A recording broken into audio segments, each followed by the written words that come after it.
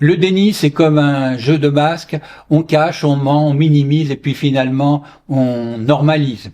C'est un peu une stratégie qui est toujours la même et qui mène à une chose, c'est-à-dire la déresponsabilisation. La première étape est très simple, c'est la négation. On nie. À cette étape, le problème est purement et simplement évacué et nié.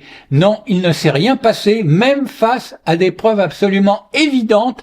Tout le monde refuse de voir la réalité. Avec des phrases clés, circuler, il n'y a rien à voir, c'est une tempête dans un verre d'eau, vous n'avez pas tous les éléments, sous-entendu, vous ne comprenez rien.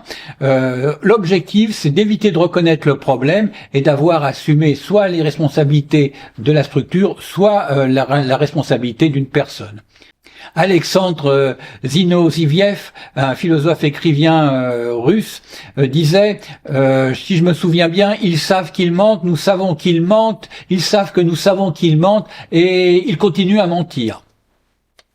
Toutefois, malgré la négation, il s'avère que parfois, eh bien, les problèmes existent vraiment.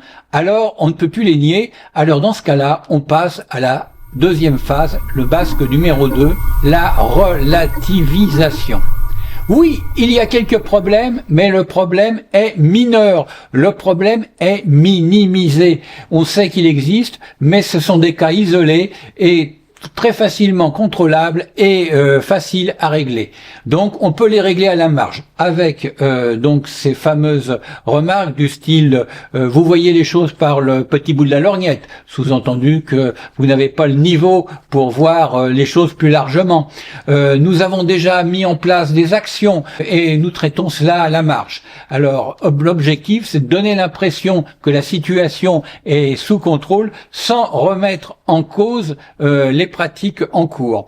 Et le problème, c'est que derrière ça, parfois, eh bien, malgré tout, le problème s'aggrave et on s'aperçoit que le problème est généralisé.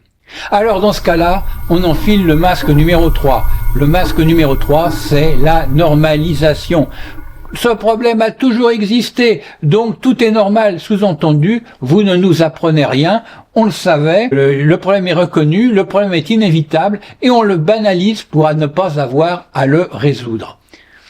C'est bien connu aussi, quand on ne maîtrise pas une situation, faisons mine d'en être l'auteur. Alors avec des phrases clés du type « on a toujours fait comme ça et ça a toujours marché »,« c'est le prix à payer pour rester dans le secteur »,« l'arme ultime », alors on la connaît, c'est le mot multifactoriel. C'est multifactoriel, c'est-à-dire que c'est tout le monde et personne. Sauf que ce multifactoriel cache la chose suivante, c'est que les hiérarchies, elles se protègent derrière des procédures, derrière des lois, et où va retomber la responsabilité? Eh bien, sur l'opérateur de base. Ça sera le médecin, le pompier, le pilote de ligne, la caissière de supermarché, le salarié de base qui va, lui, être à la fois victime du problème, mais qui, en plus, va être considéré comme étant la cause du problème. Eh bien, comment font-ils? Eh bien, avec des procédures boucliers, c'est-à-dire des procédures complexes et une communication bien faite, bien huilée, en utilisant généralement des jargons bien creux pour pouvoir, j'allais dire, enfumer la ruche. D'ailleurs, certains les appelaient, m'ont dit, j'ai reçu un mail là-dessus, ils appellent les apiculteurs parce que ils enfument la ruche et ils piquent le miel.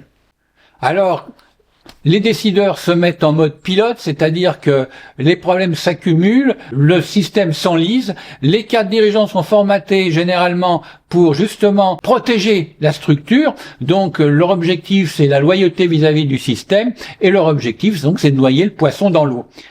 Quitte à avoir l'hypocrisie de se cacher derrière des règles. Bon, en conclusion, le navire prend tranquillement l'eau, mais peu importe pour eux, parce qu'ils savent que les dirigeants les récompenseront par leur loyauté, en leur fournissant, bien entendu, en priorité, des canaux de sauvetage.